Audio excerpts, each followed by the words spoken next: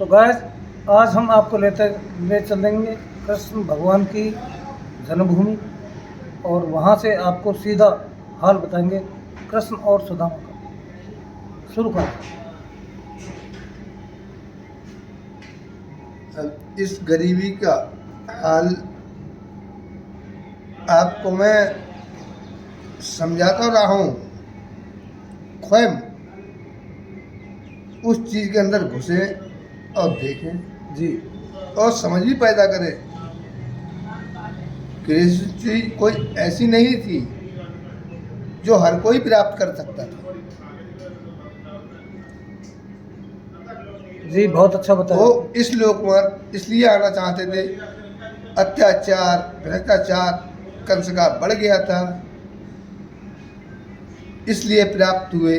वहाँ पर आने के बाद सारे युद्ध संपन्न करने के बाद उनकी सीमा प्रारंभ हुई थी। जी यानी इनने कलयुग का भी साथ दिया और कौरवों का भी साथ दिया था, मगर पांडव जो थे उनके निजी इच्छुक थे, प्रेमी थे, हितकारी थे, पूजनीय थे, इसलिए ही तो पांडवों का साथ दिया था। आज भी अर्जुन यानी पांचों भाई जीवित हैं, मरे नहीं, जी समाये हुए। क्योंकि राज बदलने के बाद कलयुग में और द्वापर और त्रेता या सब लोगों के बाद हर चीज अपनी जगह पर संपन्न हो जाती है। बहुत जैसे बढ़िया कलयुग में बताया। आकर भी ये चीज संपन्न होगी। क्यों? जब कलयुग खत्म होगा फिर त्रेता युग शुरू हो जाएगा। उसमें सत्य असत्य सबका ढोल पोल सब कुछ खुल जाएगा। ये बहुत बढ़िया बात बताई आपने। उन्नति और श्रद्धा के अनुसार पाप पुण्य जो लोग करते हैं वो सोचते हैं हमें शायद ऊपर जाकर मिलेगा। नहीं, वो सब कुछ यहीं करना है, यहीं आपको देना है, यहीं बनना है। जैसे सुदामा जी से उनने अपनी गलतियां की थी, गलतियों के खातिर उनने बड़ा दुख उठाया और झेला। राज शासन छूट गया उनसे, सब कुछ हुआ। अंत में वो कृष्ण के घर को धावी थी। जी जब वो कृष्ण के घर गए थे और द्वार पर पहुंचे, द्वारकापुरी,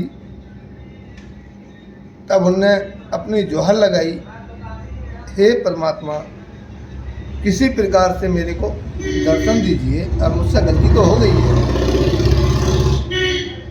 तो उनने वहां पर कहा, हे सुदामा, मैं तुम्हारे दर पे खड़ा हूं।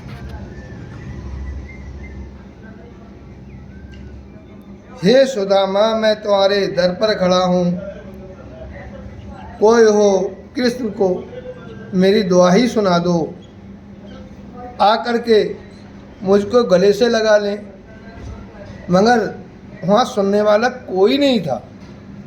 द्वारपाल भी थे, वो भी धक्का दे रहे। क्यों? गरीब को देखकर हर कोई धक्का ही देता है, अच्छा ही नहीं करता, बुरा सोचता है, चाहे बेशक उसके अंदर कितनी भी शक्तियाँ हैं, वो बेकार है। ठीक बात है। फिर द्वारपाल गए, उनकी, है प्रभु आप यहीं ठहरिए, मैं 2 मिनट के अंदर आता हूँ, आपको इस चीज़ का समाचार प्रभु को दे दें। जब वहाँ पहुँचते हैं तब उन्होंने जाकर कहा, हे प्रभु, आपके लिए कोई सुदामा नाम का व्यक्ति आपको बड़ा याद कर रहा है, रो रहा है और फटे हाल में है, वो बुरी तरीका का हाल है उनका। तब कृष्ण ने नाम सुना और जो उनकी पता लगा कि सुदामा जी आ गए। रुक्मिणी, वो चौंक गई। उन्हें ऐसा कौन सा व्यक्ति है जो भगवान उसके नाम से ही चौंक गए। परेशान हो गए। जी। फिर वहाँ से वो दौड़े और जा कर के सुदामा के पास द्वार पर पहुँचे। पहुंच गए।